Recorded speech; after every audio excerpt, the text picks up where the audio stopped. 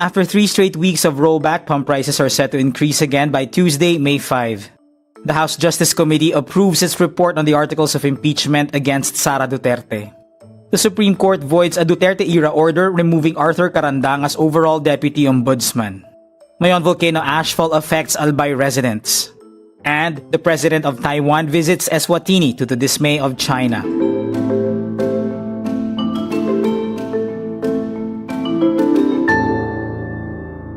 Oil prices are expected to rise again starting Tuesday, May 5 after 3 straight weeks of diesel price rollbacks. The Energy Department announces diesel prices will increase by almost 3 pesos per liter and 2 pesos and 21 centavos for gasoline. Meanwhile, kerosene will drop by at least 3 pesos and 53 centavos per liter. Diesel is expected to settle between nearly 80 pesos to 102 pesos and 16 centavos per liter, gasoline at least 74 pesos to 102 pesos and 20 centavos per liter, and kerosene at almost 125 pesos to 146 pesos and 46 centavos in Metro Manila from May 5 to 11. US President Donald Trump says the US will aid stranded ships in the Strait of Hormuz Monday, May 4. This as Iran tightens its grip on the crucial waterway over 2 months into the ongoing US-Israeli war on Iran. Trump says the operation is a humanitarian gesture for neutral countries with ships locked up in the strait. Trump says, "We have told these countries that we will guide their ships safely out of these restricted waterways so that they can freely and ably get on with their business." The House Justice Committee approves the report containing the resolution stipulating the articles of impeachment against Vice President Sara Duterte. A total of 55 lawmakers vote in favor of the report with no objections. The report consists of 4 articles of impeachment, a consolidation of the alleged offenses hurled at the Vice President in the 2 impeachment complaints. The report asks the impeachment court to declare Duterte guilty of all the offenses and to disqualify her from public office. It also requests that she be declared liable for prosecution, trial, and punishment. Monday's proceedings are considered a matter of formality as the panel already voted last week in favor of motions finding probable cause in the 2 separate complaints against Duterte. House Committee Chairperson Jinky Luistro says a plenary vote may be held as early as May 11, giving lawmakers a week to study the draft impeachment articles. The Supreme Court voids a Duterte-era Malacanang order that dismissed Arthur Carandang from his post as the overall deputy ombudsman.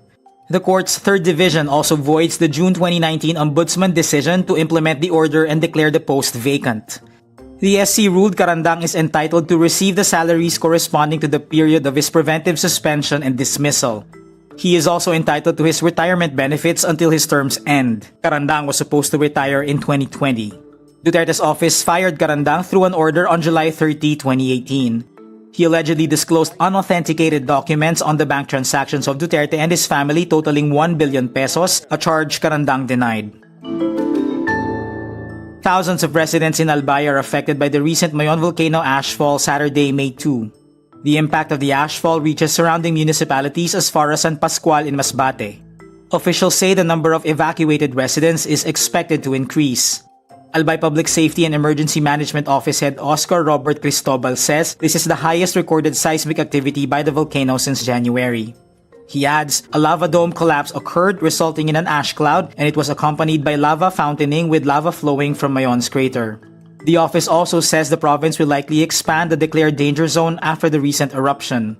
Local government units immediately launched relief and recovery operations to aid the victims of the ashfall, such as distributing face masks and clearing ash from covered establishments and roads. Taiwan President Lai Ching-te visits Eswatini, a small country in southern Africa, to the dismay of Beijing.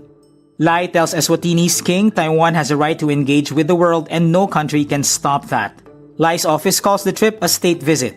Beijing tried to stop the visit, condemning Lai as a, quote, rat. Last month, Taiwan said China had forced 3 Indian Ocean countries to pull overflight permission for Lai's aircraft to travel to Eswatini for the 40th anniversary of its king. Lai arrived on board an Eswatini government aircraft. No announcement of the trip was made by Taiwan or Eswatini beforehand. China views democratically governed Taiwan as part of its territory with no right to state-to-state ties and demands other countries stop any engagements with the island. But Taiwan says Lai did not need Beijing's permission to go anywhere. Eswatini is one of only 12 countries with formal ties with Taipei. And that's today's wrap. I'm JC Gotinga. Thank you for watching. Click the link below for the full story. For more updates, download the Rappler app.